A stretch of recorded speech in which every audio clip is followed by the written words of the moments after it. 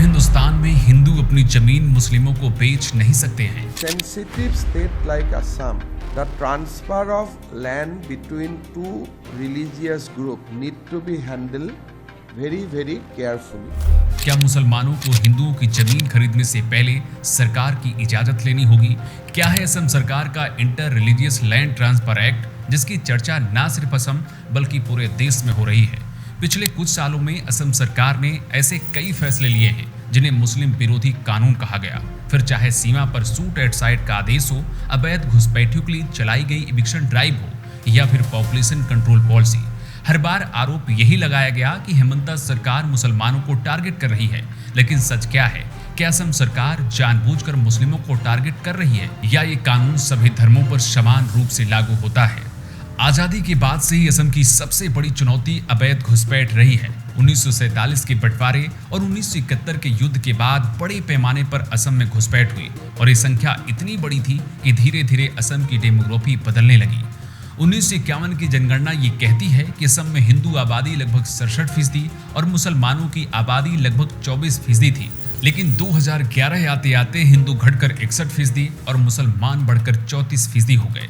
यानी 70 सालों में मुसलमानों की आबादी करीब 10% बढ़ गई, जबकि हिंदुओं की हिस्सेदारी घटकर 6% रह गई। यही बदलाव वर्ष 1979 में असम के सबसे बड़े आंदोलन की वजह भी बना, क्योंकि असम की कांग्रेस सरकार इन्हें निकालने की बजाय इन्हें संरक्षण दे रही थी।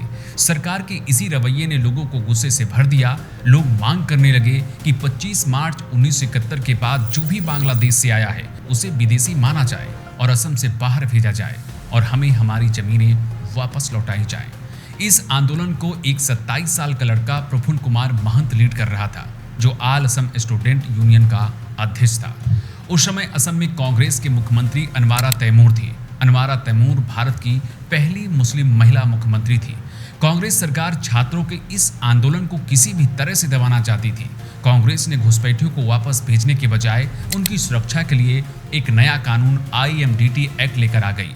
इसी साल असम में चुनाव थे। कांग्रेस सत्ता में थी और उसे डर था कि अगर घुसपैठियों पर सख्त कार्रवाई हुई तो उसका अल्पसंख्यक वोट खिसक जाएगा। अब सोचिए कि कांग्रेस को 67% वोटों की चिंता नहीं थी, उसे उन चंद घुसपैठियों की फिक्र थी जो घुसपैठ करके भारत आए थे। ये तुष्टीकरण का वो पैमाना था जिसे कांग्रेस ने असम और पूरे हिंदुस्तान के लिए सेट करके रखा था और समय समय पर इसका इस्तेमाल भी किया। हालांकि सरकार के इस नए कानून IMDT एक्ट आने के बाद भी असम में विरोध रुका नहीं बल्कि और तेज हो गया और 18 फरवरी 1983 को असम के निल्ली गांव और उसके आसपास के इलाकों में भीड़ ने हमला कर दिया।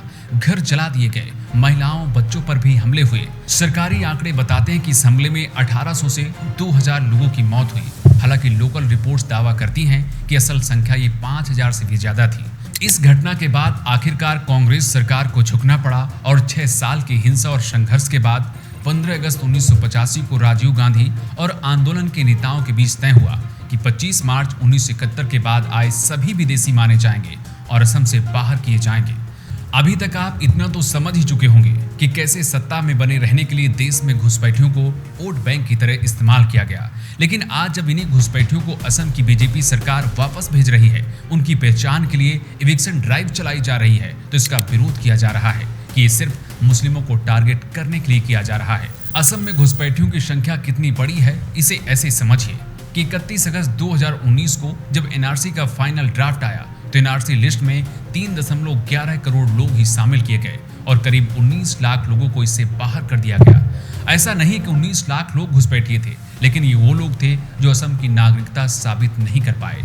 असम देश का अकेला ऐसा राज्य है जहां NRC यानी नेशनल रजिस्टर ऑफ सिटीजन लागू किया गया है। मकसद साफ है, 1947 के बाद आए अवैध बांग्लादेशी घुसपैठियों की पहचान करना और उन्हें वापस भेजना, और यही आज असम में किया जा रहा है। असम में बीजेपी सरकार आने के बाद बड़े स्तर पर इविक्शन ड्राइव चलाए गए। सिर्फ 2021 से अब तक लगभग 1.5 लाख बीघा जमीन रिक्लेम की गई है और करीब 50,000 लोगों को बेदखल किया गया है।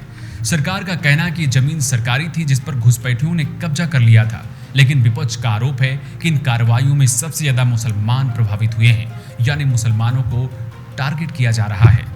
इसके अलावा असम सरकार ने पॉपुलेशन कंट्रोल पॉलिसी ड्राफ्ट भी पेश किया। इसमें कहा गया कि अगर किसी परिवार में 2 से ज्यादा बच्चे होंगे तो उन्हें सरकारी योजनाओं और सुविधाओं से वंचित किया जा सकता है। इस ड्राफ्ट पर भी काफी विवाद हुआ और इसे मुस्लिम विरोधी कहा गया। हालांकि इसके बाद भी असम सरकार ने बॉर्डर पर घुसपैठ करने वालों के लिए सीधे शूट एट साइट यानी गोली मारने के आदेश भी दिए। हालांकि ये आदेश भी सिर्फ घुसपैठियों के लिए था, लेकिन विरोधियों ने इसे भी धर्म के साथ जोड़कर मुसलमान विरोधी करार दे दिया। असम में इन सभी कानूनों के बाद एक और नए कानून की सबसे ज्यादा चर्चा हो रही है, इंटर रिलीजियस लैंड ट्रांसफर की, जिसे 27 अगस्त 2025 को हिमंता सरकार ने मंजूरी दी। इस कानून के तहत अगर कोई हिंदू अपनी जमीन मुसलमानों को बेचना चाहता है या मुसलमान अपनी जमीन हिंदू को बेचना चाहता है तो ये सौदा सीधे संभव नहीं होगा। पहले सौदे का प्रस्ताव जाएगा डिप्टी कमिश्नर के पास, खरीदार और विक्रेता के कागजात की जांच होगी और आखिर में डिप्टी कमिश्नर ये तय करेंगे कि सौदा होगा या फिर इसे नहीं किया जा सकता है। लेकिन विपक्ष ये आरोप लगा रहा है कि असल में ये मुसलमानों की जमीन खरीद फरोख्त पर रोक लगाने का एक नया हथियार है। अब बड़ा सवाल यही है कि क्या शूट एट साइट से लेकर इविक्शन ड्राइव तक, पॉपुलेशन पॉलिसी से लेकर इंटर रिलीजियस लैंड ट्रांसफर तक क्या सच में सुरक्षा की ढाल बनेंगे या फिर ये लोकतंत्र में एक नई दीवार खड़ी करेंगे? और अंत में क्या ऐसे फैसले भारत को बचाएंगे या दो समुदायों को और ज्यादा बांट देंगे?